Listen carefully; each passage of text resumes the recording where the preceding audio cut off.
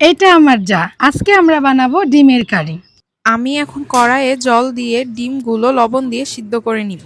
এবার ঠান্ডা জলে ডিমগুলো দিয়ে খোসা ছাড়িয়ে নিব। আর খোসা ছাড়ানোর পর ডিমগুলো একটি বাটিতে রাখলাম। আর দিদিভাই এসে ওই সময় ডিমগুলো কাচিয়ে দিচ্ছে। এবার বাকি রান্নাটা দিদিভাই করবে। আর এখন চুলার আঁচ জ্বালিয়ে কড়াই বসিয়ে দিলাম। সরিষার তেল গরম করে ডিমগুলো লবণ হলুদ দিয়ে বেশ লালচে করে ভেজে তুলে রাখবো। ওই তেলে কিছুটা পেঁয়াজ কুচি, টমেটো কুচি, কাঁচা মরিচ খুব সুন্দর করে ভেজে নেব। ঠান্ডা হলে খুব মসৃণ করে একটা পেস্ট বানিয়ে রাখবো। এরপর কড়াইয়ে আরো কিছুটা তেল দিয়ে 2টা তেজপাতা, পেঁয়াজ কুচি খুব ভালো করে ভেজে নিতে হবে। এবার একে একে জিরার গুঁড়া, ধনিয়ার গুঁড়া, গরম মশলা গুঁড়া, হলুদ গুঁড়া, মরিচ গুঁড়া, লবণ ও আর একটু জল দিয়ে কষিয়ে নিব।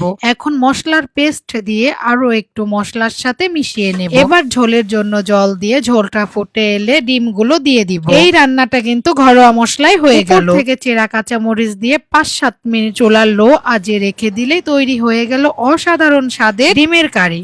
ডিমের মধ্যে মশলাটা কি সুন্দরভাবে ঢুকেছে, তাই না দিদিভাই? রান্নাটা কিন্তু খুবই ভালো হয়েছে।